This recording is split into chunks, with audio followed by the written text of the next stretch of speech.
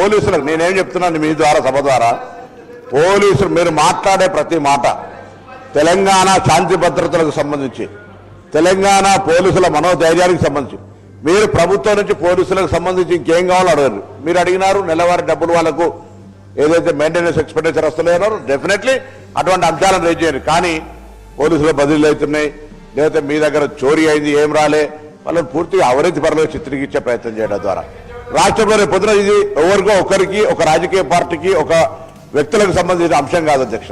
నేను గతంలో చెప్పిన పోలీసుల అధికారాన్ని వినియోగించుకొని ప్రభుత్వం నడిపితే మీలాగా ప్రతిపక్షానికి రావాల్సి వస్తుంది. కాబట్టి పోలీసుల అధికారాన్ని వినియోగించుకోవాలి అవసరం లేదు. పోలీసుల అధికారాలు శాంతి భద్రతలు కాపాడడానికి మాత్రమే వినియోగించుకోవాలి. గతంలో కొన్ని జిల్లాలలో సెక్షన్ 30 పెట్టి కంటిన్యూ టీఆర్ఎస్ రెన్యూ మొత్తం 36 సెక్షన్ ఉంది అధ్యక్ష. వాళ్ళు న్యాయం గురించి ప్రజాస్వామ్యం గురించి అయితే నేను పోలీసుల సంక్షేమానికి సంబంధించిన అంశం మీద ఏమేమి మాట్లాడుతున్నారో మాట్లాడినాయండి. డెఫినెట్లీ గౌరవ సభ్యుడు పల్లారాజేశ్వరరెడ్డి గారు జవాబు చెప్తాం, రిప్లైలు ఇస్తాం. పోలీసుల మనోధైర్యాన్ని స్ట్రెంగ్ పెంచడానికి ఉండాలని నేను మీ ద్వారా గౌరవ సభ్యుని కోరుతాను.